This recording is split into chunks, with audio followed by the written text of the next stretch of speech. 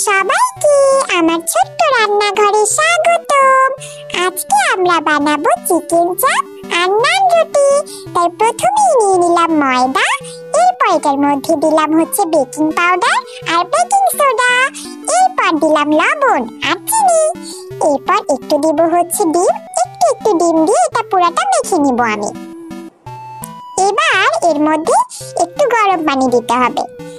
আল্লাহ, আমি ইস্ট দিতে ভুলে গেছিলাম, ইস্ট দিয়ে দিলাম। এবার হচ্ছে একটু পানি দিলাম, দিয়ে আবার এটা ভালোভাবে মেখে নিব। দেখো, এভাবে মেখে নিব নরম করে। এবার এটার মধ্যে একটু তেল দিয়ে এটা মেখে নিব। নরম করে মেখে নিতে হবে কিন্তু, ঠিক আছে? এবারে আটাটাকে রেস্টে রেখে দিতে হবে। এরপর আমরা একটা বাটিতে নিলাম হচ্ছে লবণ, হলুদ, তারপর দিলাম হচ্ছে পেঁয়াজ, রসুন আর কাঁচা মরিচের বাটা, এরপর দিলাম হচ্ছে লাল মরিচের বাটা, তারপরে দিলাম আদা আর হচ্ছে জিরা। এবার একটু পানি দিব, দিয়ে এটা একটা পেস্ট করে নিতে হবে। এটা দিয়ে আমরা কি করব জানো? এটা দিয়ে আমরা চিকেন চাপ মাখাবো। এবার এর মধ্যে একটু তেল দিয়ে নিলাম, এবার এটা আবারও মেখে নিব।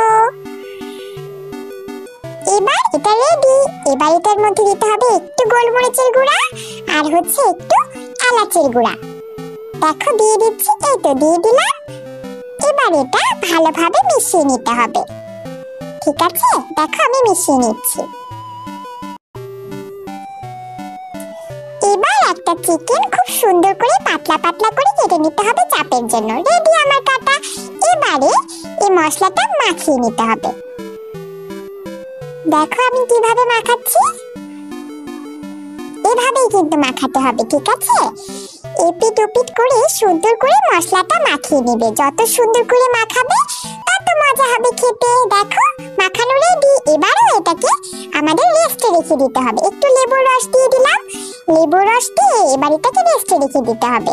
দেখো রেখে দিয়েছি। দেখো আমার আটা ফুলে কত বড় হয়েছে। ওই যে নান রুটি মাখিয়ে রেখেছিলাম না, নান রুটির আটা, সেই আটাটা ফুলে কত বড় হয়েছে, দেখেছো? এটা কিন্তু আমি প্রায় 2 ঘন্টার জন্য রেখে দিয়েছিলাম। কি সুন্দর হয়েছে, তাই না? এবার এটা ভালো করে মথে নিতে হবে। মথে নিয়ে ছোট ছোট গুল্লি করে নিতে হবে। যে কটা রুটি বানাবো সে কটা গুল্লি করে নিয়েছি। এবারে রুটিটা বেলে নিতে হবে, একটু করে বেলতে হবে। চুলায় তাওয়া দিয়ে দিয়েছি। এবার রুটিটার উপরে একটু পানি মালিশ করে নিতে হবে। এবার রুটিটা একটা কাপড়ের মধ্যে, মোটা একটা কাপড়ের মধ্যে রুটিটা এভাবে বিছিয়ে নিতে হবে। বিছিয়ে নিয়ে তারপর তাওয়ার উপরে দিতে হবে। দেখো আমি এভাবে দিয়ে দিয়েছি। এবার এটা আস্তে আস্তে ফুলে যাবে। একটু চেপে চেপে দেব, হালকা একটু চেপে চেপে দিলে ভালো ফুলবে। দেখো কত সুন্দর ফুলে গেছে, তাই না? এবার তাওয়াটা একটু নিচু করে চুলার দিকে করে দিলে আরো ভালো ফুলবে। দেখো হয়ে গেছে আমার নান রুটি রেডি। দেখো কত সুন্দর হয়েছে, তাই না? এভাবে সব রুটিগুলো আমাদের বানিয়ে নিতে হবে। দেখো আরো একটা হয়ে গেছে, এটাও নামিয়ে নিলাম। দেখো আমার রুটি রেডি। এবার রুটির উপর দিয়ে একটু ঘি ভরিয়ে নিতে হবে গরম গরম থাকা অবস্থায়, তাহলে খেতে অনেক মজা হয়। এবার আমরা চাপটা বানিয়ে নিব। ওই যে ম্যারিনেট করে রেখেছিলাম সেটা আমরা রেস্টে রেখে দিয়েছিলাম 1 ঘন্টার জন্য। এবার চাপটা বানিয়ে নিব। কড়াই তেল দিয়ে দিয়েছি। এবারে একটা চাপ ময়দা হালকা করে ভরিয়ে নিব। ময়দার মধ্যে হালকা করে ভরিয়ে নিতে হবে যাতে অনেক ক্রিস্পি হয়। এভাবে ভরিয়ে নিয়ে এটা আমাদের তেলে ছেড়ে দিতে হবে। দেখো দিয়ে দিয়েছি। কি সুন্দর হয়েছে, তাই না? এভাবে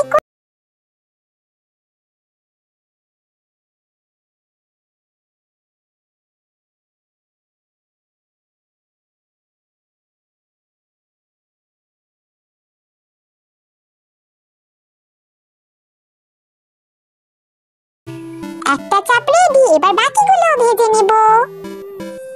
দেখো এটাও দিয়ে দিলাম। এই তো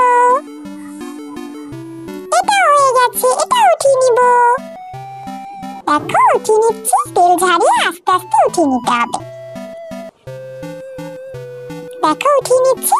রেডি আমার চিকেন চাপ আর নান রুটি।